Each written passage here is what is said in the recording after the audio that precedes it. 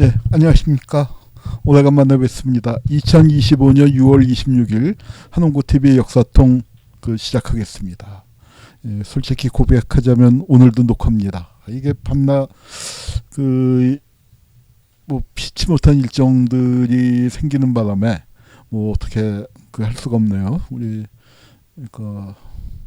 일정이 생겨서 하종강 선배 강의 2번 내보냈고, 그 다음에 또 기추자 행님하고 저하고 같이 얘기했던 거 그거 내보냈습니다. 이제 그거 오늘도 그도 직접 이제 마이크를 잡고 제가 간만에 하지만 그러니까 일정이 안 맞아서 또 불가피하게 이 녹화를 하게 돼서 여러분들 댓글 보면서 소통하고 또 어떤 이 독자분들이 시청자분들이 오셨나 이제 얘기도 조금 하고 이제 그래야 하는데 그러질 못해서 대단히 죄송합니다. 다음 주에는 다음 주도 또 그러네요. 다음 주도 제주도에 출장이 잡히는 바람에 그래서 하여튼 연속 매우 태도가 불량한데 그래도 어여삐 봐주시길 부탁드립니다. 예. 자, 오늘은 이게 뭘 할까 하다가 사실 이제 지난주에 긴급조치 행사가 있어서 긴급조치 50주년 그거 제가 발표한 게 있는데 발표 준비 1시간 사실 우리 유튜브에서 할 만한 내용이기도 하고 분량도 그렇게 되는데 지난주 행사에서는 제 발표 시간이 20분 조금 넘게 25분 줘서 30분 5분 더 써서 30분쯤 했나 그런데 충분히 얘기를 못해서 그것도 할 만한 내용인데 그건 이제 좀 뒤로 미루고 오늘은 이제 요즘 많이 시끄럽죠. 김민석 총리 후보자의 청문회를 앞두고 시끄러운데 그 청문회에서 어떤 애기 하나가 그냥 계속 붙이면서 이 김민석 후보를 물고 늘어졌다가 아주 된통 자기가 이제 빨가벗겨지고 자기가 검증당하는 처지가 됐습니다. 그리고 이제 주진우란 작자, 좀 밉상이고, 좀, 하여튼, 영 밥맛이었는데, 요번에 이제 탁 털리다가 보니까, 주대경이 아들이라고요. 주대경은 우리 반헌법 행위자 율전에, 들어가지 않았습니다만, 워낙 공안검사들 더 나쁜 놈들이 많아서, 그러나 만만치 않은 놈이었습니다. 만만치 않은 작자였기 때문에, 주대경, 의 사건을 갖고 뽑아봤는데 강덕구 의원실에서 이 민교투 사건 1986년 민교투 사건을 갖고 와서 증인으로 윤병선 선생님하고 노현설 선생님 두 분이 나오셔서 이제 당했었던 것도 증언을 하시고 그랬어요. 근데 이제 그 사건 자체도 있지만 그 사건을 정리하다 보니까 꽤 재미있는 시대적인 배경 여러 가지 얽히고 설킨 문제들이 있어서 그걸 갖고 하면 되겠다 이제 생각을 했고요. 그다음에 이제 또 주진우 주대경 부자와 관련된 여러 가지 이야기들. 그다음에 민교토 사건도 있지만 주대경이가 처리했었던 다른 사건들도 주목할 만한 것들이 좀 있어가지고 말이죠. 그래서 이제 그것들을 묶어서 한번 해볼까 합니다. 예, 주대경 주진우 부자. 을 보죠. 요거는 그러니까 법률신문에서 서비스하는 법조대관 제가 갖고 있는 게 2006년 판인가. 이게 되게 비싸요. 그리고 또 책도 헌책방에 많지가 않은데 2006년 판이니까 지금부터 20년 전이죠. 이제 주진우가 서울지검 검사를 하고 있을 때 이제 그때 그러니까 75년이니까 그래도 2006년이면 거의 50 됐을 때네요. 그때 사진입니다. 예. 아니죠. 75년, 그러니까 30대 초반 사진입니다. 99년에 고시 패스했고 2002년, 그러니까 27살 때 이제 검사가 처음 됐네요. 그래서 이제 검사 경력 한 5년쯤 지난 다음에 이제 주진우 사진인데 경남 진주라고 돼 있습니다. 출생지가. 예. 근데 이제 아버지도 보면 아버지는 이제 진주 진양 이라고 되어 있는데 그 이 주대경이에요. 45년생입니다. 지금 현재 생존해 있고 만 80, 이제 9월 따지면 만 80이 됩니다. 진주고등학교를 나왔고 고대 법대를 나와서 사시 17회 합격입니다. 그래서 이제 쭉 검사 생활을 했고 요 86년 부터 그러니까 이 90년 그 안동지청 그러니까 89년까지 86년부터 89년까지 한 3년쯤 이 공안검사 생활을 했습니다. 그 공안 이때가 89년도 그 주대경이 이제 한참 그러니까 86년도에 이제 와서 민교토 사건을 만들었고 89년도에 그 활약을 했던 게 뭐냐면 문익환 목사 방북 사건이라든가 그때가 공안정국이었어요. 그때 활약을 했고 그다음에 부산으로 내려가서 이제 그 부산에서 검사 생활을 한 6, 7년 하다가 6년쯤 하다가 이제 옷을 벗고 나갔습니다. 근데 부산지검에 있을 때 공안부장을 또 했었습니다. 그래서 이제 그런 이력이 있고 가족 관계는 일남 이녀인데 바로 그 일남이 바로 요즘 말썽 많은 주진우 국회의원이죠. 국회의원입니다. 그래서 이게 이제 그 주대경이 젊었을 때 아마 그 앞에 그 사진하고 이제 그 주진우 나이하고 비슷한 나이 때 이게 77년이니까 만 77년판 법조인 이건 법조 보전이었나 제목이 하여튼 법조인 이제 이런 그 임명록들이 있어요. 그래서 이제 저희 반어법 행위자 열전을 아주 요긴하게 그 써먹었는데 거기에 나온 거고요. 요거는 그 밑에 거는 이제 조금 더 지나서 82년도 사진입니다. 82년도 사진인데 82년도에는 광주지검 순천지청에 있을 때 사진이네요. 예, 그래서 예. 자, 그러니까 이렇게 생겼습니다. 아마 민교토 사건을 만들 때가 요 네모난 그 박스에 있는 거하고 이제 그래도 제일 좀 비슷하게 생겼을 나이 때였습니다. 그래서 예, 그래서 예, 이게 두 개, 예. 그 다음에 이제 뭐 주진우가 이제 그러니까 이게 2022년 그러니까 아마 그 국회의원으로 그 나설 때 그러니까 나서려고 하면서 이제 사진인 것 같아요. 금배지 원정대. 그래서 꽃꽃 공직자 주진우의 도전. 그래서 그 용산에 간 뒤, 즉 윤석열 따라서 법률비서관으로 들어간 뒤에 부모님도 안 채잡했다. 그래서 굉장히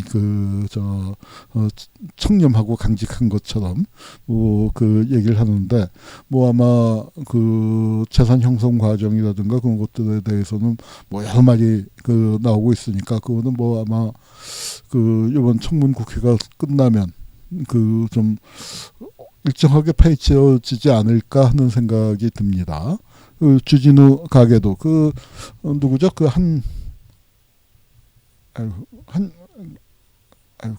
국회의원 더불어민주당 국회의원 잘생긴 양반이죠. 그 양반이 그 주진우에 대해서 얘기하면서 그 자기 방에 굉장히 큰 가게도가 있다. 이제 그렇게 얘기하는데 여기 주대경하고 이제 하여튼 그 일가 가계도를 쭉 해놨는데 주진우 동생이겠죠. 동생도 판사를 했었던 모양이네요. 여기 가계도에는. 그리고 주진우 아들 2005년생 그러니까 지금 만 20 먹은 친구가 7억 5천이라는 그 예금을 갖고 있다. 아유 뭐 저보다도 훨씬 많네요. 비교가 안 되게 많습니다. 예, 하여튼 그렇게 되고 있고 처갓집은 뭐 하는 집인지 뭐 제가 그건 안 찾아봤습니다만 잘 모르겠습니다만 뭐 하여튼 곧 이제 뭐 하여튼 이것저것 얘기가 나오지 않을까 싶습니다. 이렇게 보면은 이제 조모상을 2023년에 당했는데 보면은 그러니까 이제 아버지가 있고 아마 그 주상호 주영도가 주대경의 동생인 것 같아요. 그리고 이제 하여튼 주진우 이름으로 나왔고 보면은 여기 화계리라고 돼 있죠. 장지가 화계리라고 돼 있는데 그 유명한 화계장터입니다. 그다음에 이제 어저께 그 뉴스 보신 분들 아시겠지만 박선원 의원이 윤석열이가 이제 부동시로 그 군 면제를 받았고, 그리고 그다음에 이제 아마 저 주진우 쪽이나 아니면은 국민의힘 의원들이 김민석이 군당 갔다 왔다. 이재명도 군당 갔다 왔죠. 이재명은 산업재해를 당해서 그 이재명 대통령 팔이 이렇게 왼팔이 굽었잖아요. 그래서 병역 면제를 받은 거고, 김민석 의원은 이 민주화운동을 하다가 그 3년 넘게 아마 투옥됐을 거예요. 그래서 그걸로 이제 그 병역 면제가 됐는데, 그러니까 이거 뭐 저 하여튼 군당 갔다 왔다 이제 하고 떠들어도 돼요. 그래서 이제 나온 거죠. 그런 걸 이 따지는 이 주진우는 어땠나 보니까 병역 면제를 받았어요. 그래서 이제 박선원 의원이 그냥 8.2학번이 아니고 청주교도소에서 감옥을 같이 살았대요. 징역을. 그래서 굉장히 그 둘이 아주 가까운 사이인 것 같습니다. 그래서 분개해갖고 윤석열이 부동시, 그 다음에 주진우라고 이제 지명을 하진 않았어요. 어떤 분은 급성 간염으로 면제를 받았다. 이제 이렇게 얘기가 나왔습니다. 그랬더니 주진우가 나서서 프라이버시를 갖고 뭐 어쩌고 저쩌고 아주 그 발작을 일으켰고, 자기라는 거 다 아는 거 아니냐 했더니, 그 주진우 군대 문제를 누가 관심을 갖고 그렇게 다 알았겠습니까? 이런 게 지가 다른 사람 그 군대 문제를 건드리니까 사람들이 관심을 갖고 얘기가 거리가 된 거죠. 김현 의원이 그 옆에서 몰랐는데요 하고 이제 그래서 사람들이 이제 한참 웃고 그렇습니다. 그런데 프라이버시라고 어쩌고 저쩌고 했는데 이게 뭐냐면 대한민국 관보예요. 그러니까 2022년 9월 22일 그리고 공직자 등의 병역 사항을 공개하게 되어 있습니다. 이거 싫으면은 공직을 안 맡으면 돼요. 그런데 이거 공직을 맡았기 때문에 일정 직위 이상으로 올라가면, 근데 이거는 대통령 비서실 네, 법률비서관으로 들어갔을 때 관보입니다. 아마 2024년에 그건 이제 요거 뭐 하나만 있으면 되기 때문에 찾아보지 않았지만 국회의원 되고 난 다음에 재산하고 병역은 다시 또 신고를 해서 또 공지가 됐을 겁니다. 이거는 공고 프라이버시를 들켰다 하는데 프라이버시 이거 못 사는데 어떻게 알았겠습니까? 공고 어디가 정부가 병무청에서 이건 공직을 맡으면 돼 있습니다. 그런데 이게 무슨 프라이버시입니까? 대한민국 정부 관보 2338호 2022년 9월 22일자. 그리고 이제 여기에 병무청 공고가 실려 있는데 그 문서를 따로 떼어놓으면은 그 공고에 17쪽. 이 공고가 41쪽이에요. 그러니까 공직자들이 이제 그 고위공직자 되는 사람들 쫙 다 나오는데 한 페이지에 한 7, 8명 들어있을 겁니다. 그러니까 몇백 명치를 병무청에서 한꺼번에 공고를 했는데, 거기에 17쪽에, 이게 보통 PDF들은 검색이 되는데 이건 또 검색이 안 되는 이미지 파일이어갖고 일일이 찾느라고 이제 시간이 좀 걸렸는데 17쪽에 보니까 이 내용이 들어있습니다. 94년 10월 7일 3급 현역 입영 대상. 그러니까 주진우가 75년생이니까 94년 10월이면 아마 그러니까 뭐 대학 1학년 때가 아닌가 싶어요. 재수했으면 보통 이제 신체 검사를 대학교 1학년 때 받죠. 주진우 재수했는지 모르겠는데 재수했다면 재수생 때였고. 그래서 이제 94년 10월 7일 날 3급 현역 입영 대상입니다. 그리고 75년 3월 8일에 5급으로 전시 근로역을 받았는데 질병은 간염. 그리고 병역처분 변경원이라고 찍혀 있습니다. 그 사이에 95년 1월부터는 재학생 입영 연기를 했으니까 뭐 아마 신체 검사 받고 난 다음에 바로 입영 연기를 해서, 입영 연기는 뭐 대학을 다니고 있으면은 정상적인 거고요.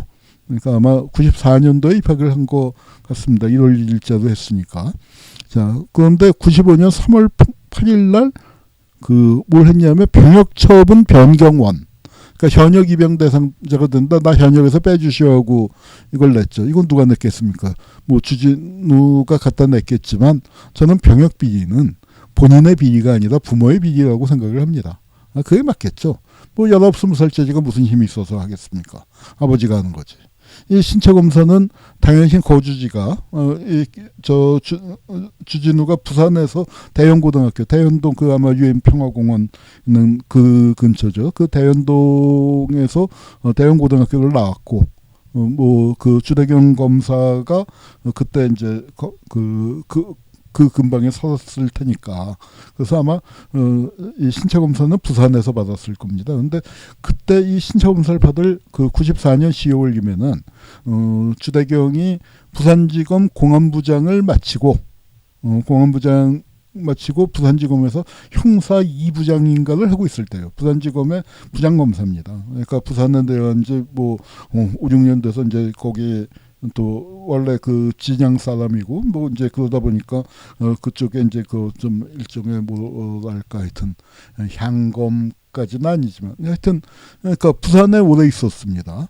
오래 있었는데 그 오래 있었던 이유를 뭐라고 그 설명을 하냐면은 이제 아버지가 편찮으셔서 진주에 있는 그래서 서울은 너무 멀고 가까운 그 부산에 있었다. 이제 이게 주진우 쪽 설명입니다. 그런데 그 사정을 많이 아는 사람들은 또 뭐라고 얘기하냐면 뭐 그거는 핑계고 그 무렵에 이제 재산 등록 문제가 그 강화되니까 그 다음에 이제 검사에서도 직급이 올라가서 직급이 올라가게 되면은 이 재산 등록을 해야 하는데 주대경이 뭐 손자한테 7억 5천을 주고 자식한테 지금 그러니까 자식이 셋인데 70억 자산가를 만들어주면 재산이 어마무시했다는 거 아닙니까? 그러니까 그런 재산 공개 등록을 피하기 위해서 옷을 벗은 게 아니냐.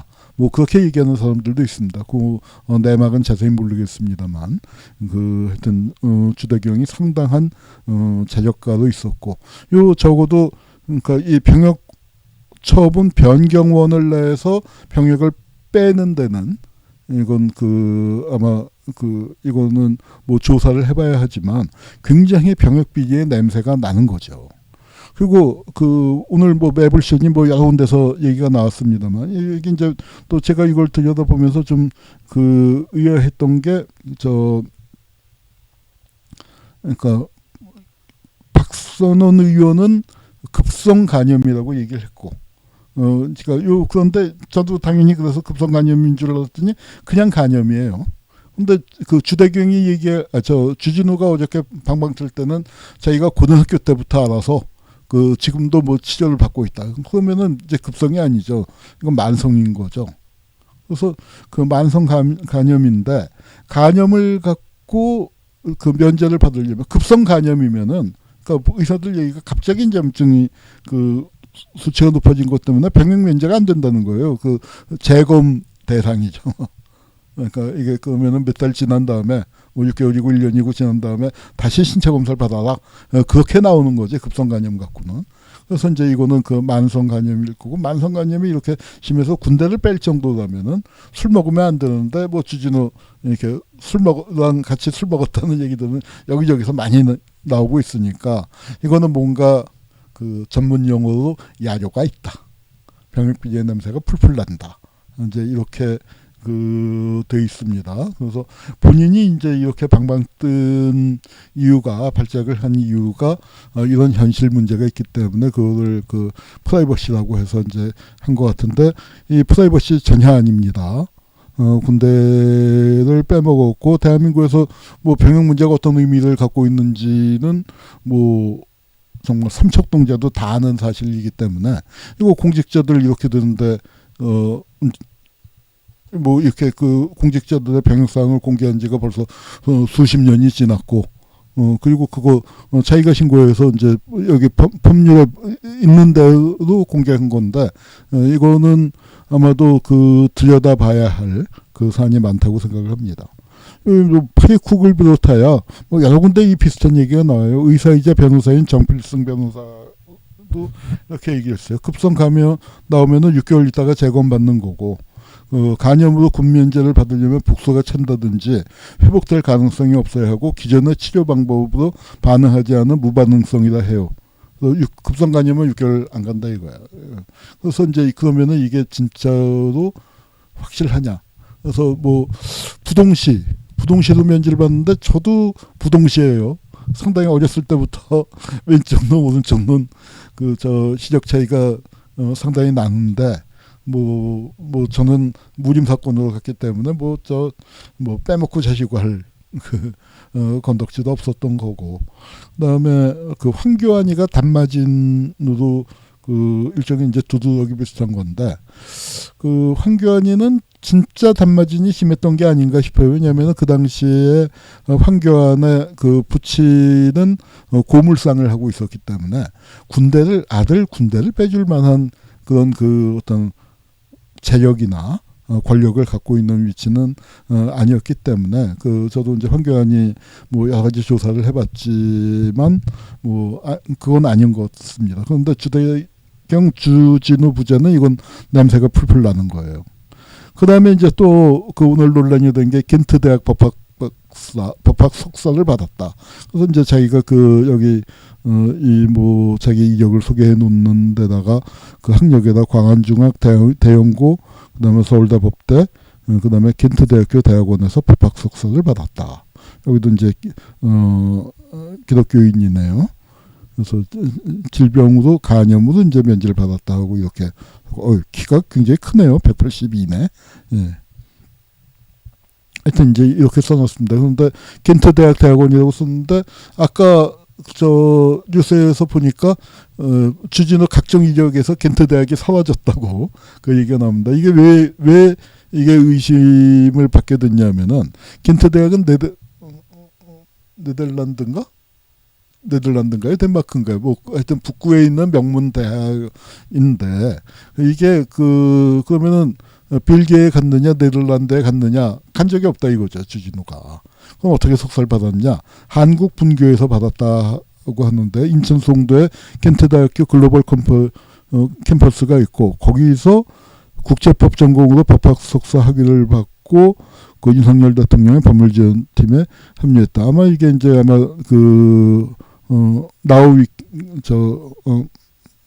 나무 위키에 나와 있던 것 같아요. 그래서 이제 그렇게 나와 있는 것 같은데, 그 겐트 대학 송도 캠퍼스는 벨기에 본교가 있지만 국제법 과정이 없고 생명환경식품 분야만 있다는 거예요. 생명공학 분야만 있다는 거죠. 그리고 이제 여기 어떤 이렇게 보면은 겐트대학교가 분자바이오학, 식품공학, 환경공학만, 그것도 학부 과정으로, 대학원 과정도 아니고 학부 과정으로 있다는 거죠. 그리고 이제 인천경제교육청에서 서기관으로 외국 교육기관을 총괄했다는 양반이 이제 보조금도 다 주고 다 했는데, 겐트대에는 LLM을 했다고 하는데 석사 과정이 없다 이거예요. 있었으면은 인천 공무원들이 그러니까 많이 다녔을 거고, 그 다음에 이제 자기가 오히려 제너를 쓸 거고, 그리고 겐트대는 학제가 까다로워서 직장 다니면서 수업 들을 수준이 아니다. 그러니까 이제 학부생도 저를 못해서 쩔쩔맨다. 이제 이렇게 인천에서 실무를 담당했던 분도 얘기를 하고, 이제 이래서 뭔가 문제가 있으니까 학력에서 지운 것 같아요. 그래서 이제 그런데 제가 이제 좀 찾아본 게 2024년 선거 때는 어떻게 했나 봤더니 여기다가는 이제 겐트대를 쓰지를 않았네요. 여기에다 썼으면은 이제 그야말로 이제 허위사실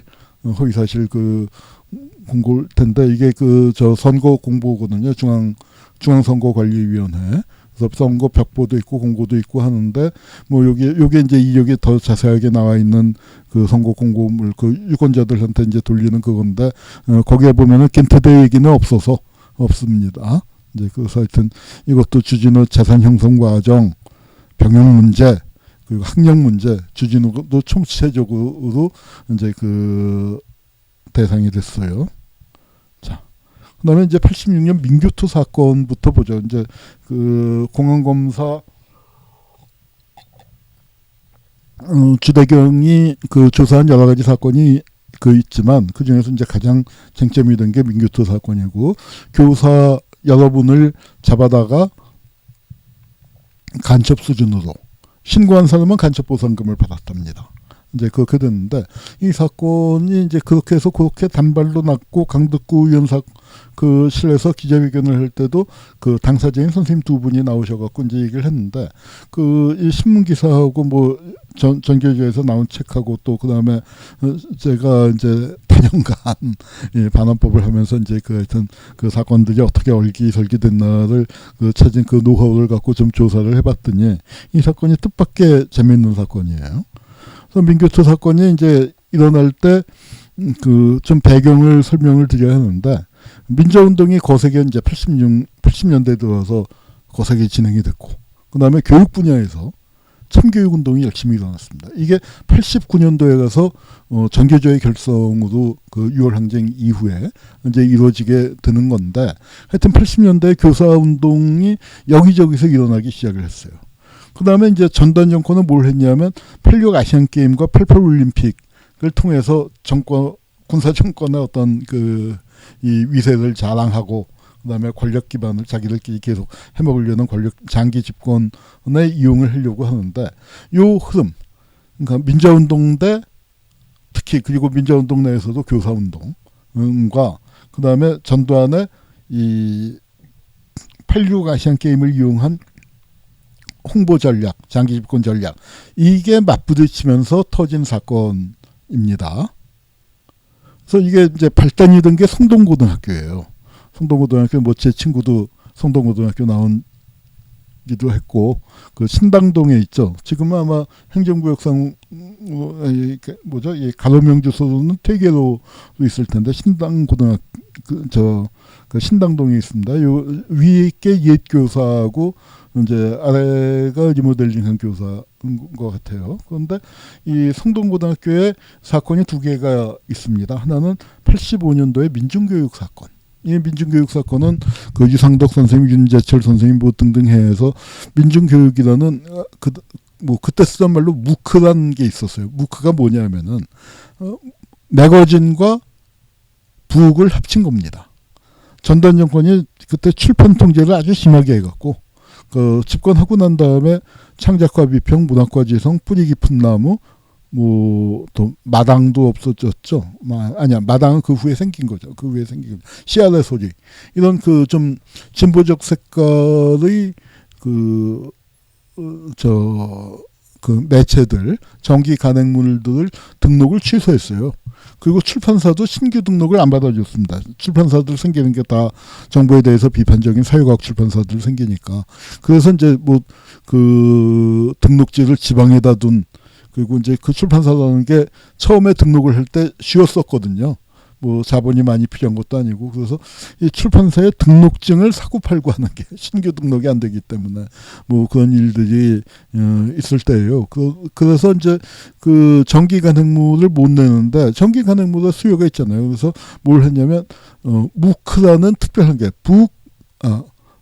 그러니까 매거진 북이라는 거죠. 매거진과 북을 합쳐서 무크라고 이제 불렀는데 부정기 간행물이에요. 창비도 그렇게 해서 몇 권이 나왔습니다. 나오다가 창작과 비평 그 하여튼 회사 이름도 창작과 비평사에서 창비사로 잠시 바뀌었었던 적이 있고 하여튼 뭐 여러 가지 우여곡절이 있었습니다. 그런데 이제 이 민중교육 사건이라는 것과 86년 아시안게임 개막식에 고등학생을 동원하는데 이 사건이 터졌어요. 또 한편에서는 이제 우리 그 학생운동이 거세게 일어나는 그거하고 왜냐하면은 학생운동이 일어날 때 이게 그 정권에서 두려워하는 게 뭐냐면 대학생들의 시위도 있지만 고등학생 시위를 두려워합니다. 고등학생 시위를 굉장히 두려워해요. 왜냐? 대학생만 해도 그 좀 이것저것 재는데 16, 17짜리 살 그 고등학생들은 물불을 안 가진다 이거죠. 물불을 안 가진다. 그래서 4월 혁명도 고등학생들이 나왔기 때문에 이게 정권이 무너진 거다. 고등학생이 시위에 가세하느냐 안 하느냐를 굉장히 두려워한 거예요. 6.3 사태 일어난 것도 고등학생들 나오니까 계엄령 선포한 거 아닙니까? 그래서 선제도 그때 이제 맞긴 했지만 그래서 고등학생들이 시위에 그 연결되는 걸 굉장히 두려워할 때예요. 이때 이제 대학생들이 그러니까 이걸 그 미문화원 점거농성을 했고 미문화원 점거농성을 갖고 이제 뭡니까 우리 김민석 총리 후보자, 그러니까 이거 그 배후 아니냐, 뭐 이제 해서 시끌벅적 했고, 이거 배우고 반미주의자다, 뭐 어쩌고 저쩌고 이제 했습니다. 여기 창틀에 매달려서 성명서를 읽는 사람이 삼민투 위원장이었던, 그러니까 이 함운경. 안타깝게도 최근에 저쪽으로 돌아서 버렸죠. 이 친구 하여튼 군산 사람인데 이상하게 하여튼 안 풀렸어요. 안 풀려서 그 뭐 국회의원을 쭉 못하고 386 세대 중에서 대표 선수 중에 한 명이었는데 안 풀렸습니다. 그래서 국회의원을 아직 한 번도 못했고 뭐 이제 뭐 더 이상 찬스가 없겠죠. 그리고 하여튼 뭐 횟집을 하면서 이번에는 칼잡이로 나왔나 하여튼 경제를 아는 뭐 운동권 뭔지 하여튼 뭐 그 비슷하게 나왔었던 것 같습니다. 그래서 뭐 하여튼 시간이 없으니까 요 미문화운 사건은 뭐 그 정도만 얘기를 하죠. 국회에서 이제 미문화운 점거를 하니까 이걸 이제 그 열심히 탄압을 했죠. 그래서 미문화운 점거 농성의 배우가 삼민투다. 그리고 삼민투의 배우는 전학년이고 전학년 의장 김민석이가 있다.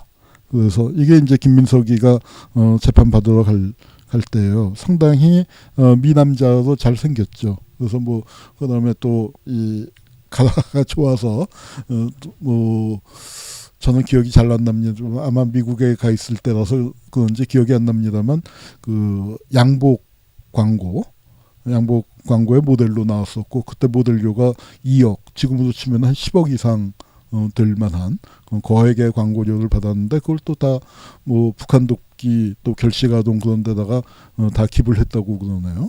예, 그렇습니다. 예, 김민석이 그때 이제 재판을 받았고 그 사건의 공식 배우로 몰고 갔습니다.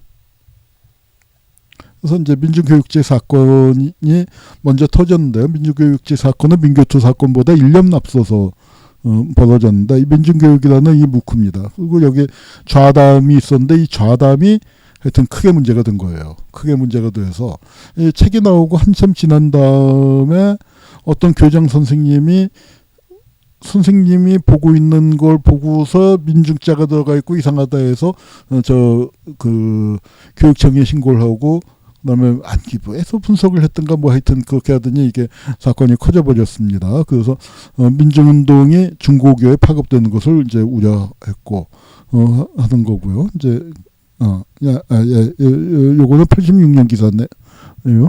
요거 이제 그래서 민중교육 사건이 터지면서 기고와 좌담을 문책을 해서 그 교사 15명이 파면을 당했습니다. 이건 뭐 굉장히 정부에서 굉장히 세게 나온 거죠. 그래서 차별 대학 교수도 처벌한다. 그래서 이제 그 교사들은 뒤늦게 문제 삼는 거를 납득이 안 간다. 책이 나오고 몇 달 뒤였거든요. 그래서 이제 하여튼 민중교육 왜 문제인가 뭐 하여튼 그때 굉장히 떠들썩했습니다.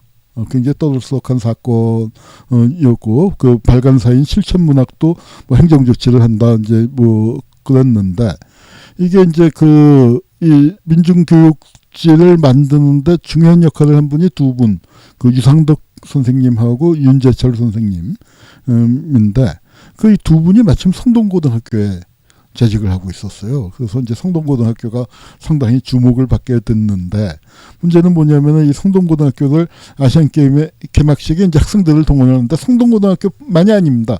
굉장히 여러 학교들을 동원을 했죠.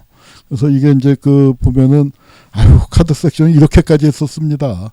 이거는 아시안게임은 아니고 전국체전인가 하는데 전두환과 이순자. 자, 이게 우리 이제 북에서 보면은 아리랑 축전을 또 세게 하죠. 근데 이제 박정희 때도 이 카드 섹션 굉장히 많이 하고 뭐 저도 국민학교 5학년 6학년 때 카드 sek션 학교 행사에서도 그걸 했습니다. 사립국민학교라서 좀 그런 관에서의 터치가 조금 덜한 편이었음에도 불구하고 우리도 이제 5학년 6학년 때 이런 거 카드 섹션 훈련을 많이 했어요. 바깥으로 동원되지는 않았지만 그게 뭐 유행이었고 박정희 시대 내내 해서 박정희 사진 많습니다. 저 서울운동장, 성동이죠. 더군다나 서울운동장하고 성동고등학교가 가깝거든요. 서울운동장을 표현할 때 성동원두란 말 하지 않습니까? 그래서 이제 가까우니까 또 특히 이제 대상이 됐어요. 그래서 이제 그리고 특히 이 고싸움이라는, 이건 이제 전라도 쪽의 밀성놀이죠. 그 고싸움에 성동고 친구들이 이제 많이 동원이 됐던 모양이에요. 근데 이제 이렇게 되니까 이렇게 고등학생들을 많이 동원을 하니까 우리 자녀 학교는 빼달라 하고 학부모들이 항의가 빗발치고 데모도 하고, 그랬더니 이제 정부에서 아시안 게임 조직위원회에서는 뭘 했냐면, 여기 동원된 아이들한테 체력장이라는 게 그때 예비고사에서 20점이었어요. 제가 이 운동을 참 천부적인 자질을 갖고 태어났기 때문에 체육장에서 무려 4점을 까먹고 들어갔습니다.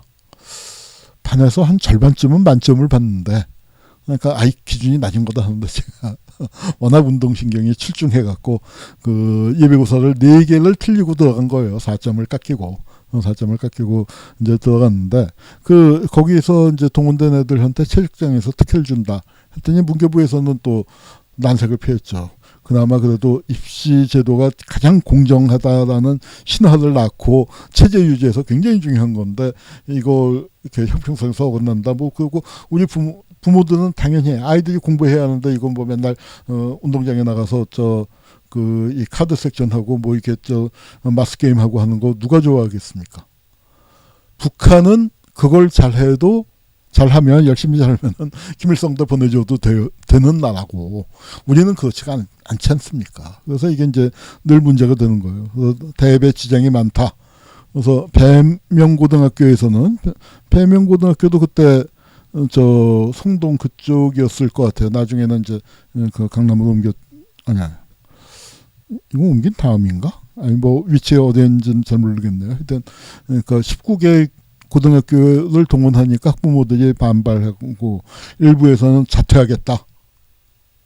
이제 그렇게까지 나오고, 그리고 강동구 삼전동이네요. 이사 간 다음인데, 거기서는 이렇게 부모들이 농성을 벌리고 이제 뭐 이런 일들이 벌어졌습니다. 그래서 이제 이걸 뭐 보충 수업으로 결손을 보정한다 안 한다 하다가 이제 결국 고등학생들을 동원해서 강행하기로 했어요. 이게 85년입니다.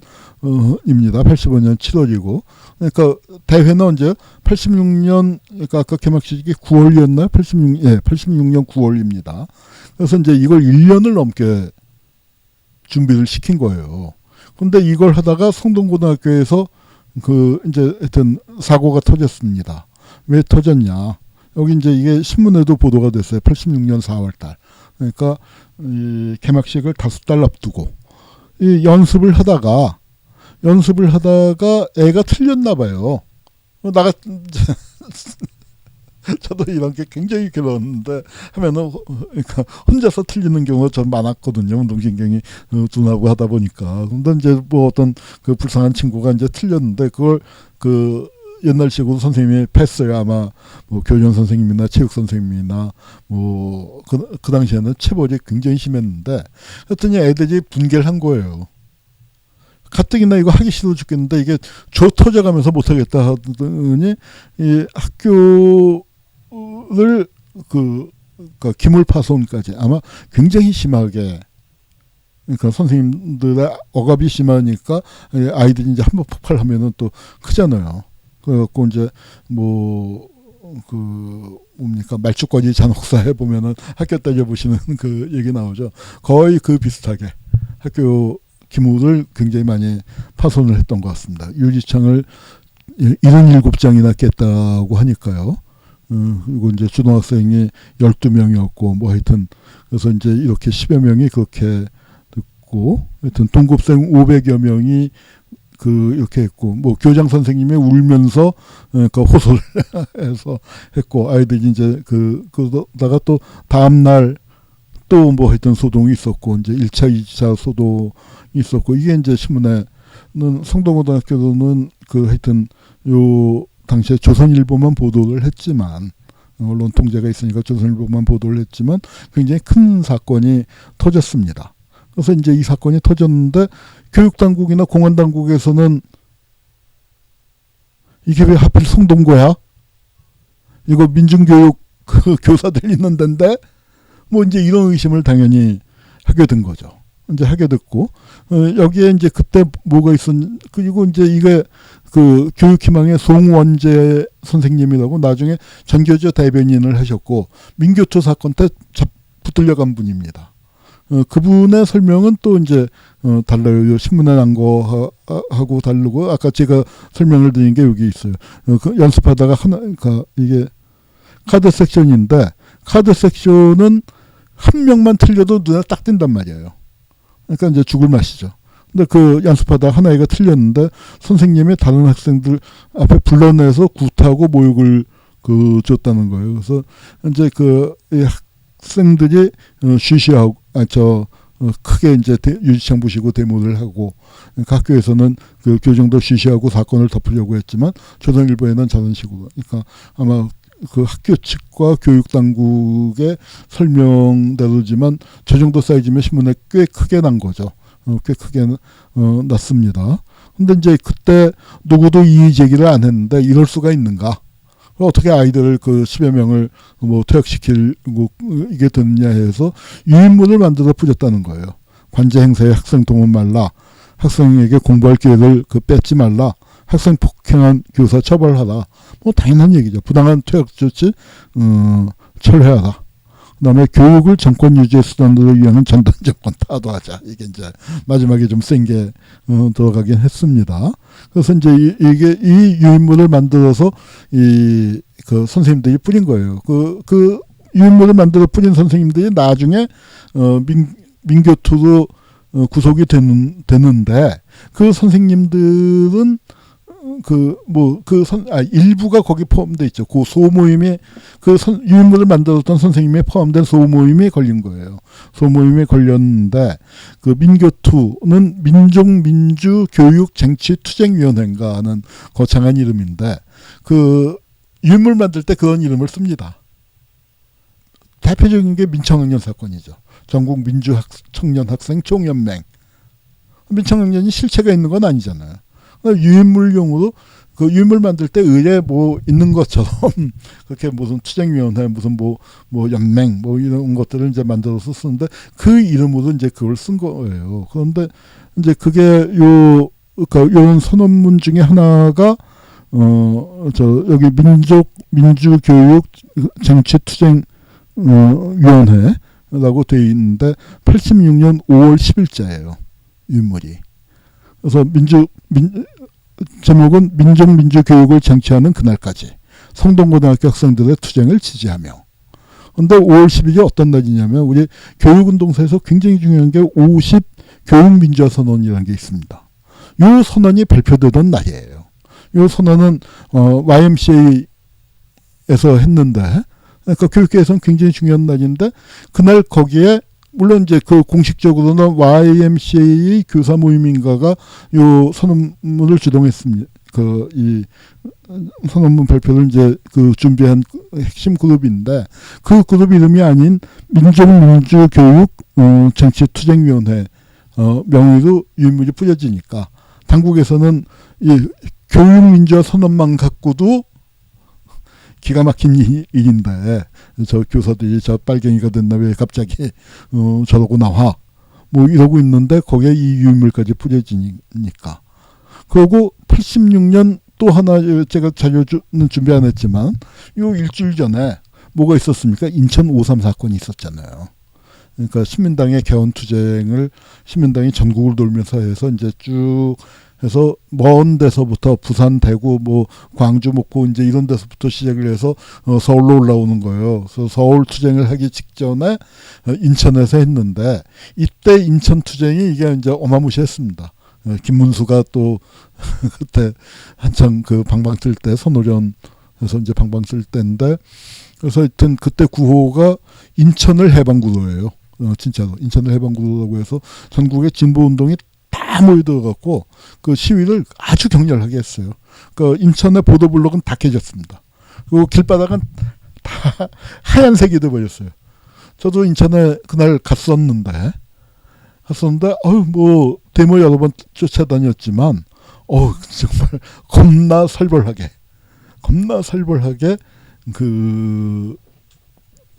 그 싸웠습니다. 보통 그러니까 80년대에 그 가두 투쟁을 하면은 이제 비행기라고 해서 싹 모여서 구호 몇 번 외치다가 전경이 오면은 싹 흩어져서 도망가고 그러는데 이거는 그게 아니고 정말 온 시내를 들었다 놨다 하면서 세게 투쟁을 벌였거든요. 그렇게 되니까 이제 민주당에서도 그 당시 신민당이죠. 신민당에서도 좀 겁을 먹고 자유운동권하고 거리를 두려고 하고 이제 그런 상황이에요. 그러니까 공안 분위기가 85년에 삼면투 만들어지고 나 이거 뭐지? 그 미문화운 점거하고 나 뭐지 하는데 그 1년 사이에 굉장히 급진화되고 투쟁이 아주 가열차게 벌어진 겁니다. 그런 와중에 성동고등학교에서는 그 사건이 터졌고 교육민주화선언이 이제 발표되고 이제 그렇게 결부가 되는 거예요. 민교투 사건의 발발 과정은 또 이제 좀 그러니까 요게 그러니까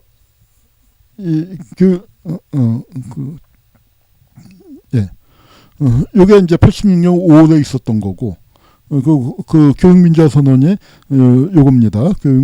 YMCA 중등교육자협의회 명의로 됐고 이건 이제 당국에서도 사표를 종용하고 뭐 아주 그 세게 나갔습니다. 그리고 이제 고교의 의식화 서클들을 조사한다. 성동고등학교 유물이 뿌려졌거든요. 또 그러니까 아마 그 성동하고 여러분께 드리는 걸 발행인 명의를 밝히지 않았다 하는데 아마 이제 이게 요거는 그 아까 보신 민족민주 쟁취 뭐 그 이름이 안 들어있고 선설기 실천동호회라고 하니까 학내 유인물일 가능성도 크고 뭐 하여튼 다 어떤 그룹이 했는지는 정확하게 밝혀져 있지는 않습니다만 성동고에서 유인물이 나오고 교육 그 쪽에서 이제 교사대회에 또 저런 유인물이 뿌려지고 하니까 공안당국에서는 굉장히 긴장을 하고 있을 때죠. 그래서 이제 이 사건이 어떻게 발발했냐 하면은 86년 9월 달에 9월 24일에 구속을 했으니까 이제 처음 잡혀간 건 9월 초쯤에 잡혀간 겁니다. 그 아마 민교토 그 기자회견 할 때 이제 며칠 날 잡혀갔다고 하셨는데 저도 자료를 보고서 잊어버렸네요. 하여튼 그래서 이제 하여튼 이미 이제 9월 달이면 아시안 게임 9월 20일에 아시안 게임에 개막을 했는데 어떻게 됐냐면은 그 중에 이제 선생님 중에 그날 기자회견에 나온 선생님 좀 머리 까만 선생님이 노현설 선생님이라고 체육 선생님인데 그 체육 선생님의 후배에 지영근 씨란 그 서울 사대 체육과 재적생이 있어요. 그래서 이제 이분은 교사가 아니에요. 그리고 이제 아마 뭐 좀 민주단체 쪽에서 활동과 비슷하게 이제 활동을 하면서 그러다가 이제 그 과선배인 노현설 선생님하고는 관계가 있었는데 아마 이 유인물을 몇 장 갖다 드렸던 것 같아요. 그런데 이제 노현설 선생님이 그 유인물을 복사하려다가 복사집 주인이 신고를 한 거예요. 그래서 이제 처음에 노현설 선생님이 잡혀갔고 그 다음에 기소 이제 영장이 잠깐만요. 그래서 이제 노현설 선생님이 잡혀갔고 그리고 노현설 선생님한테 이 유물 어디서 났냐 해서 후배한테 받았다 해서 지영근 씨가 이제 잡혀간 겁니다. 그러고서 며칠 지난 다음에 이제 교사들이 윤병선 선생님이나 그 노현설 선생님의 소모임을 하는 그 모임이 털린 겁니다. 왜냐하면은 노현설 선생님 댁을 그러니까 이제 가택 수색을 하다 보니까 뭐 당국 입장에서 지금 생각하면 아무것도 아니지만 당국 입장에서 볼 때는 뭐 이상한. 그리고 이제 거기서 뭐가 나왔냐면 소련의 교육제도에 관한 책이 나왔었나 봐요. 그런데 그 책은 서울시 시교위에서 대출받은 거랍니다. 그런데 하여튼 뭐 그런 거 나오니까 공안당국에서는 뭐 아무것도 아닌 것도 키우잖아요. 공안당국은. 그래서 이제 이걸 그 빨갱이 간첩으로 몰고 가기 시작을 한 겁니다. 중고생한테 의식화 교육을 시킨다. 그래서 이 중고 교사고 그 선생님들이 대개 서울사대를 나왔던 선생님들인 것 같아요. 그래서 이제 그 잡혀갔는데 이 유인물을 보면 송원재 선생님 증언에 의하면은 송원재 선생님 그룹에서 민족민주교육정치투쟁위원회라는 명의로 유인물을 뿌렸는데 아마 이거는 뭐 제가 자세하게 재료를 본 건 아니니까 다만 짐작인데 유인물 같은 거 뿌릴 때 그 79년도에 우리 이제 인문대 편집실에서도 유인물을 뿌렸는데 이제 저는 몰랐어요. 우리가 뿌렸는지를. 왜냐하면 저는 공식적으로 편집장을 맡게 돼 있었거든요. 그러니까 역할 분담을 해갖고 그러니까 편집장 하기로 한 저는 빼놓고 우리 편집실 이제 인원이 그 당시에 6명, 7명이었는데 그 중에서 그 선배들 하고 그래서 이제 우리 그 동기에서는 2명을 데려다가 유인물을 뿌렸죠. 그래서 이제 그 사건이 터졌다가 11.6이 나는 바람에 이제 뭐 무마가 됐습니다. 이제 이렇게 됐고 하여튼 뭐 그런데 그러니까 이제 그 사람들이 이제 여러 명이 잡혀갔지만 그 유인물을 만든 거에 대해서는 유인물을 만든 거에 대해서는 그 사람들이 다 알고 있었던 건 아닌 것 같아요. 그런데다가 지원근이라는 사람은 교사가 아니었단 말이에요. 이 체육교육과 4학년을 다니다가 제명이 됐기 때문에 다른 선생님들은 모르고 노현설 선생님하고만 이제 연결이 된 것 같고 유인물을 만드는데 참여하지 않았던 선생님들은 민족민주교육 정치투쟁위원회라는 이름이 낯설죠. 자기가 그 단체도 모르고 그다음에 이제 지영근이라는 인물도 모르고 이제 이렇게 되니까 이제 그 조작 이고 그걸 다 한 대 묶고 끌려고 주대경 그러니까 서울시경 장안동 분실에서 그걸 한 대 묶으려고 했고 주대경이가 이제 그 아마 수사검사로서 그러니까 수사 지휘를 했겠죠.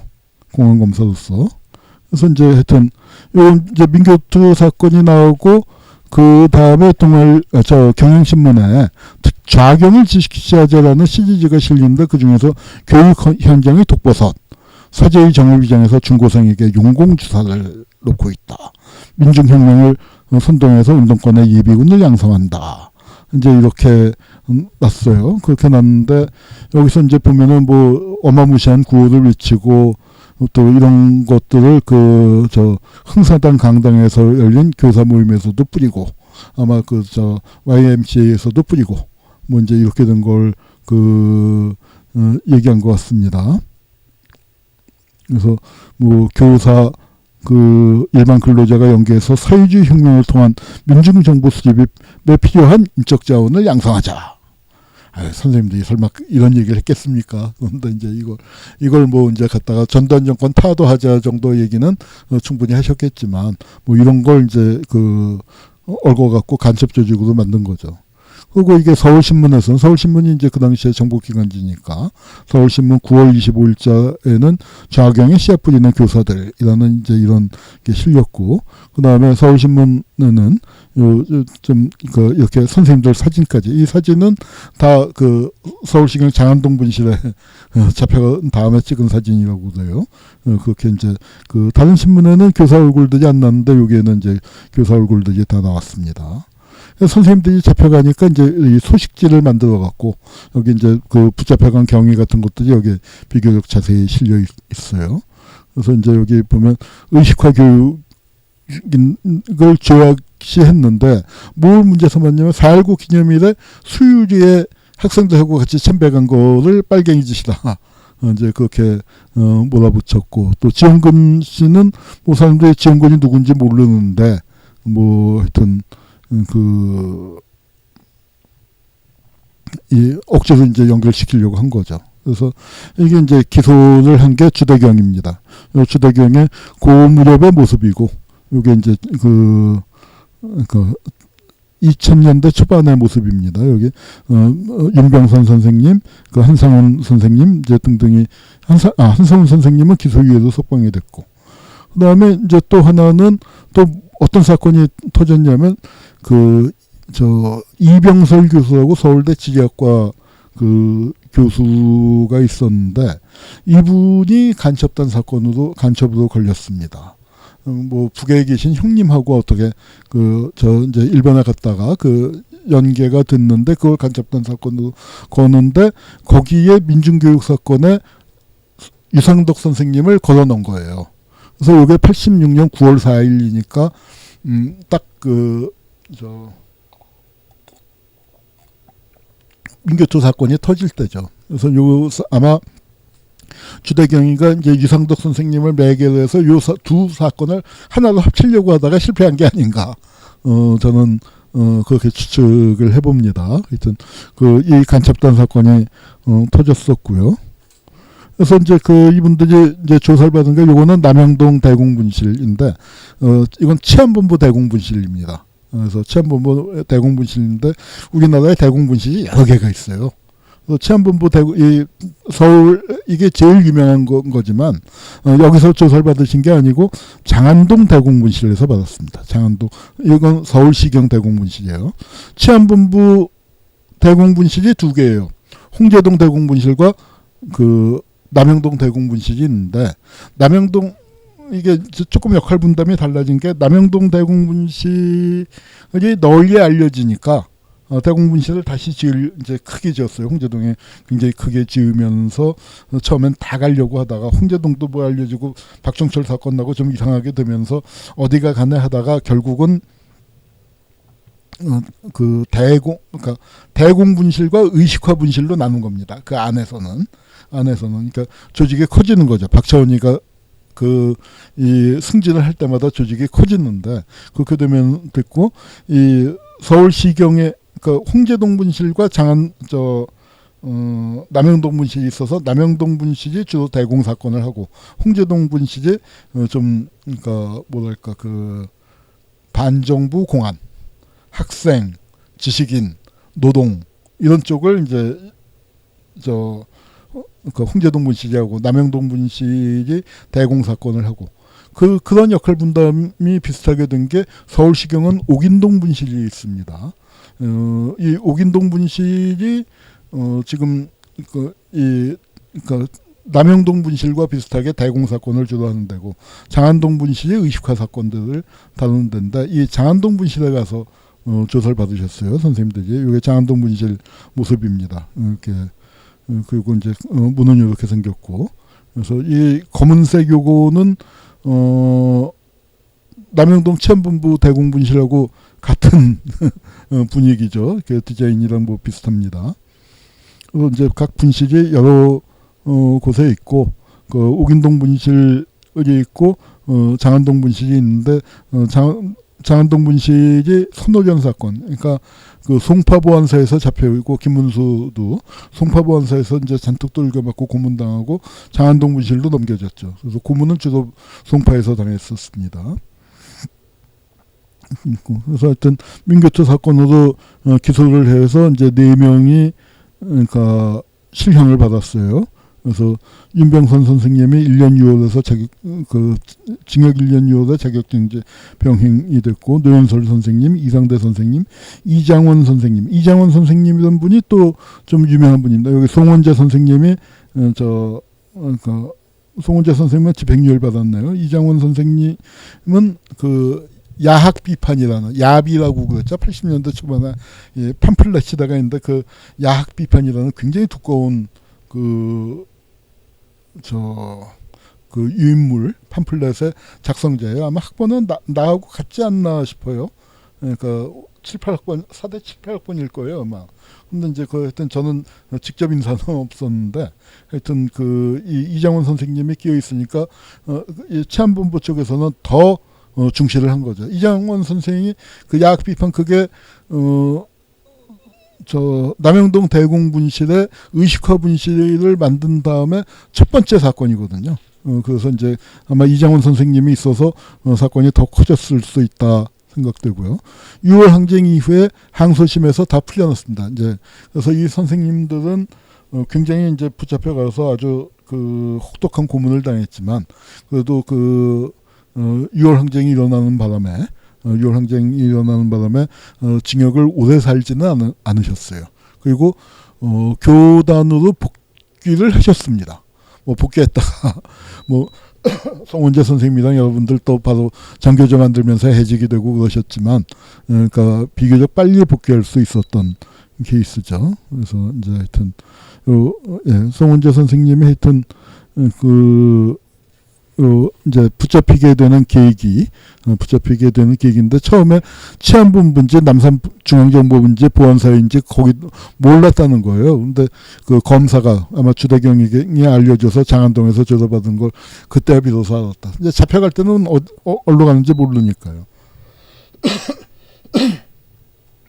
그래서 이 단체는 하여튼 그 실체가 없는 유인물 명의가 필요해서 즉흥적으로 만든 그때 말씀하셨고, 이게 이장원 선생님도 그러니까 그 민족민주교육 여긴 정체투쟁위원회라고 했네요.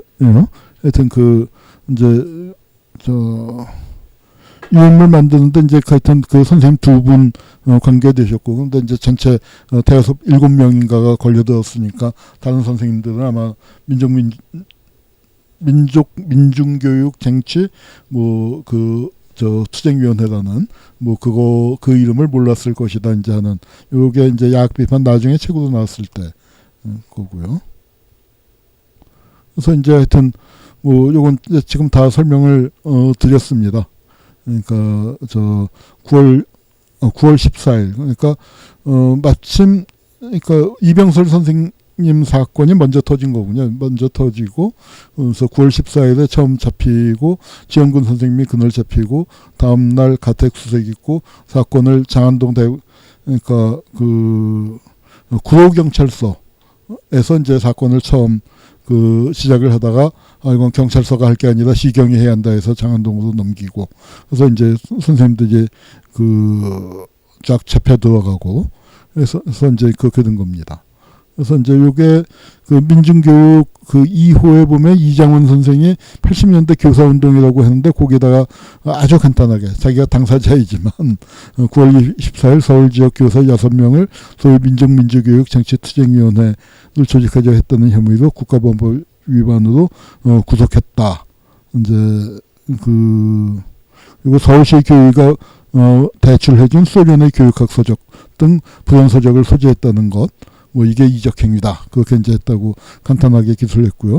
전교조에서 나온 그 참교육 한길로라는 책이 있습니다. 이게 교사운동사인데, 여기에는 이제 한 5페이지에 걸쳐서 그러니까 요 사연이 조금 더 자세히 실려 있습니다. 조금 더 자세히 실려 있고요. 그래서 있습니다. 그러다가 이제 민교투 사건이 이제 재심을 통해서 무죄 판결을 받았는데, 2021년 이게 진허위에다가 그 사건 진실 규명이 필요하다고 조사 개시 결정을 내렸는데 보고서가 안 나왔어요. 그러니까 아마 조사가 중단이 된 것 같습니다. 조사가 중단이 됐고, 저도 그러니까 진정인이 돼서 조사를 한통련 사건을 조사해달라고, 한통련 한민통 사건을 일본은 이제 제가 또 그분들 좀 잘 알고 일본도 왔다 갔다 한 적이 있고, 그래서 이제 이제 그 대책위에서 그러니까 역사학자가 들어가는 게 좋겠다. 그리고 내가 내용을 잘 아니까 같이 하자 해서 이제 들어갔는데 우리도 결론이 안 나고 조사가 중단됐죠. 그래서 3기로 넘어가야 할 것 같은데, 여기도 이제 진상 규명을 하겠다고 했는데 결정이 안 난 것 같아요. 그런데 대신 2023년 10월에 요게 21년에 했고, 재심을 먼저 해서 재심에서 전원 무죄 판결을 받았습니다. 전원 무죄 판결을 받았고, 선생님 두 분이 나와서 이제 기자회견을 한 겁니다. 여기 윤병선 선생님하고 아마 이게 이장원 선생님이고 노현설 선생님하고 두 분이 나와서 이제 기자회견을 하셨네요. 그래서 이제 주진우가 시끄럽게 구니까 이제 이 간첩 조작 이런 것들 가족부터 검증해라. 이제 한준호 의원, 아까 한준호 의원 이름이 생각 안 나서 예, 하여튼 뭐 이게 시끌벅적했던 거 아마 여러분들 다 보셨을 거고, 민교토 사건의 공안검사였다고 해서 강덕구 의원이 이제 국회에서 임병선 선생님, 그다음에 노현설 선생님 두 분이 나와서 이제 증언을 했고, 그러니까 노현설 선생님 증언에 의하면은 허튼 소리 하지 말라. 재판 받을 때 허튼 소리 하지 말라. 허튼 소리 하면은 형이 더 가중될 것이다. 그다음에 늘 하는 말이죠. 장안동으로 다시 보낸다. 그래서 이거 고만한 얘기는 쓸데없는 소리 하지 말라. 형량 더 높아질 거라고. 그래서 이제 하여튼 재판에서 그러니까 고문당했다는 걸 얘기를 하는데 일부분, 그래서 뭐 일주일 넘게 고문을 당했는데 하루치 얘기하고 끌려갔다, 제지를 당했다, 이제 그것입니다. 그래서 이제 이 주대경이 한 다른 사건들도 간단히 좀 살펴보죠. 그러니까 유성환 의원, 통일국시 발언이죠. 통일국시 발언을 하는 유성환 의원을 구속시킨 사람입니다. 86년 10월 달이죠. 그러니까 이게 민교토 사건 처리한 직후예요. 민교토 사건 처리한 직후에 이걸 했고, 그래서 이제 하여튼 유성환 의원을 이제 구속했는데, 주대경이 이제 하여튼 보좌관도 조사하고 하여튼 이 유성환 의원 구속 사건 처리에 이제 관계를 했고요. 그 다음에 요거는 이제 인천 5.3 사태. 그러니까 이거 87년 7월이니까, 야, 이거 6월 항쟁 지나고 6.29 선언도 지났는데, 이거 이제 뒤끝 있네요. 그래서 5.3 사태와 관련돼서 이제 김정철, 우리 반환법 고문이십니다. 한겨레 한겨레에서 사장 지내셨죠? 사장 지내셨나? 하여튼 한겨레 논설위원 출신이시고, 그다음에 여긴 조춘구라고, 여기는 이재호 따라갖고 한나라당으로 갔죠. 그러니까 민자당으로 가서 갖고 아마 뉴라이트 그쪽에 뭐 하고 하는데, 요새는 뭐 하는지 모르겠는데 하여튼 그쪽에서 활동을 했었는데, 그러니까 그 당시에 조춘구가 서울민통련 부의장, 이재호가 서울민통련 의장이고 조춘구가 부의장이었습니다.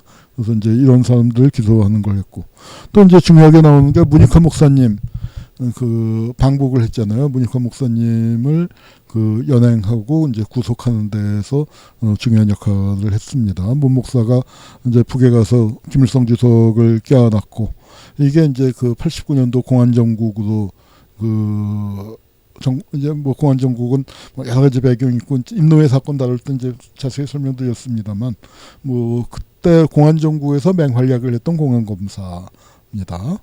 그래서 이제 그리고 여기서는 언론의 화풀이한 공안검사 작태, 89년 3월 30일이니까 그러니까 문익환 목사가 귀국을 한 게 4월 14일이니까 문익환 목사가 아직 북에 있을 때인가 보네요.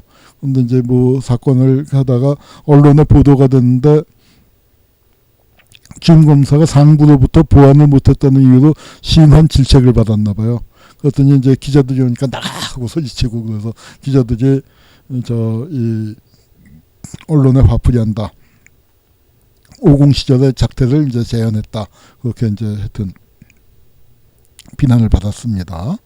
그리고 이제 그때 황석영, 유현호, 그러니까 이 문익환 목사 사건으로 공안정국을 만들면서 이제 이게 확대하는데 하여튼 앞장서서 활동을 한 거고요. 뭐 이용희 선생님, 백낙정 선생님까지 연행을 해서 사건을 키우려고 노력을 했던 겁니다. 이부영 의원이죠. 이부영 의원도 공안합동수사본부에 의해서 조사를 받았고, 문익환 목사님, 그다음에 이제 아우님의 문동환 목사님. 요거는 요거는 이제 방북대 사건인데, 문동환 목사님은 요건 훨씬 젊죠. 76년 명동성당 사건. 그때도 형제분이 같이 구속됐어요. 문동환 의원은 89년 그때는 국회의원 신분이었기 때문에 구속은 안 되고 기소만 됐습니다. 평민당 부총재 하실 때죠. 여기 형제분이 같이 계시네요. 그래서 하여튼 무기징역을 받았고, 요 사진은 76년도에 3.1 사건으로 들어갔다가 아마 79년인가 하여튼 78년 말인가 하여튼 석방되셔서 수염 많이 기르시고, 여기 김신묵 문익 목사님 어머니, 그리고 여기 사모님 박용길 장로님, 두 분하고 어깨동무하고 있는 사진이네요. 문익환 목사 평전에 보면은 이제 주 아무개에게 신문 받을 때, 그러니까 이제 그 뭐라고 했냐, 그러니까 고무 찬양 그랬더니 이거 부인하고 이불 덮고 사랑을 할 때도 고무 찬양 해야 잘 된다고 문 목사님이 재밌게 말하니까 그야 그렇지요라고 이제 웃더라, 그런 얘기가 있었고, 뭐 이렇게 이제 뭐 가끔 농담도 했지만 여기서 보면은 공소장 낭독할 때 붙게 그러니까 우리 민족 공동체, 정부에서도 민족 공동체라고 하는데 이거 뭐 붙게라고 했다고 이게 뭐냐, 정부의 정신분열증, 이제 그걸 이제 질타하셨습니다, 문 목사님이. 그래서 이제 하여튼 검사가 무기징역을 구형했고 판사는 징역 10년을 했고, 예. 그래서 문 목사님은 형량을 문제 삼지 않고 그냥 살면 사는 거지 해서 상고는 자동 포기하셨고, 예, 그렇습니다. 금호타이어도 이제 했었고요. 뭐 이렇게 그 노동 탄압도 했었고, 하여튼 다채로웠습니다. 다채로웠는데 뭐 그 아버지의 그 아들이라고 할까요? 아까 그 언론에서 누가 그러더라고. 아까 어저께 청문회 보신 분들 계시겠지만 그 김춘옥 어머니, 그러니까 김민석 씨의 어머니, 민가협을 만드신 분입니다. 그리고 아이고, 김민석 의원의 형이, 그러니까 뭐 김민웅 목사님 잘 아시죠? 뭐 촛불행동 대표도 지내고 저도 이제 가까운 사이입니다만, 그 김민웅 그 목사님은 미국에 이제 가 계셨고, 그 위에 형이 있었어요.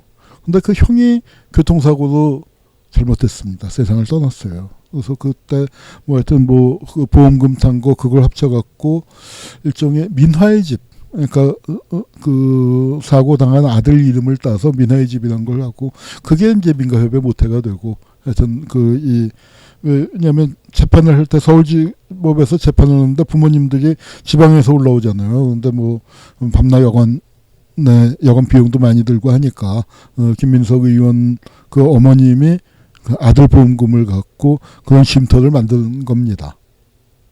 그래서 그러니까 그 자식들이 부모를 닮을 수밖에 없죠.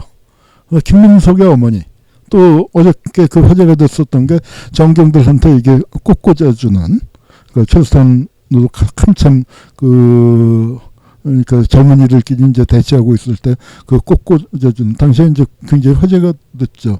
그게 바로 이제 그 김민석 총리 후보자의 어머니였고, 그러니까 이런 어머니 밑에서 이런 자식이 나왔고, 저런 애비 밑에서 저런 자식이 나왔다.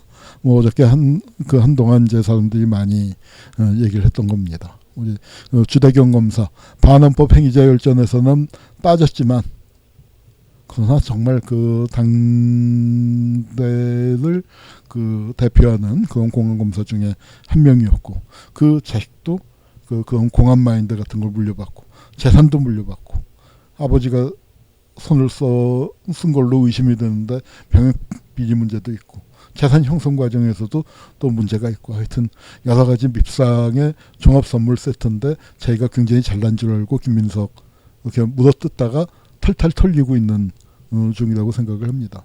민교투 사건은 그건 이 주대경이가 이제 일으킨 사건인데, 아까 배경 설명을 자세히 드렸습니다만, 전두환 정권의 고등학생 동원, 그다음에 교사들의 민주화 움직임, 이런 것들이 부딪히면서 마침 그 민교투 선생님들이 성동고에서 일어났었던 사태를 갖고 유인물을 만들었다가 이제 크게 만들려고 했었던 것 같아요. 간첩단 사건까지. 그 유상덕 선생님 성동고등학교 그 교사로 있었고 민중교육 사건의 핵심이었던 유상덕 선생님을 엮어갖고 같이 만들려고 했는데, 뭐 사실은 유상덕 선생님이 저 간첩단 사건하고 상관이 없는 분이시죠. 근데 이제 하여튼 다행히 이 선생님들이 안에서 보위 투쟁을 잘 했고, 그 주대경이가 사건을 그렇게 키우는데 실패했고, 그리고 6월 항쟁이 바로 일어나는 바람에 선생님들이 그래도 다행히 빨리 나오셨습니다. 빨리 나오셨지만 이 억울한 사연을 안고 이렇게 이제 굉장히 고문을 당했었던 그 아픈 기억을 안고 겨우 이제 재심에서 무죄를 받으셨어요. 나는 이 선생님들이 그 주대경을 상대로 민사 배상을 요구해야 한다고 생각을 합니다. 이 재심에서 그 확인된 걸 그 토대로 해서 만 3년 아직 안 지났습니다. 그 주대경을 상대로 재상가잖아요. 그 지난번에 파기 재판 때도 말씀을 드렸습니다만 우리 돌아가신 정원선 목사님 그 춘천 강간 살인 사건에 억울하게 범인으로 몰렸었던 그 분이 국가에서 뭐 하여튼 그 파기 재판 하는 바람에 배상금을 못 받았다가 개인을 상대로 해서 받았잖아요. 그런데 재판부가 치사하게 판검사를 빼놨어요. 그리고 고문 수사관한테만 명예로운 용서를 택하셨습니다. 고문 수사관들한테 안 받겠다. 대신 그러나 정용식이한테는 난 받고 싶다. 이건 주대경한테도 또는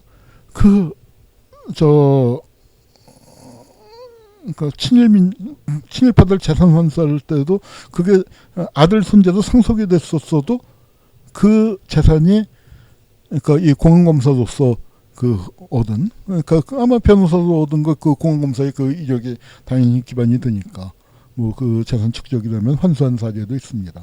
뭐 주진우나 그 손자가 상속받은 건 몰라도 주대경도 아직 재산을 상당히 많이 갖고 있을 테니까 그 주대경을 상대로 그 손해배상 청구를 당연히 개인 민사 당연히 해야 한다고 생각을 합니다.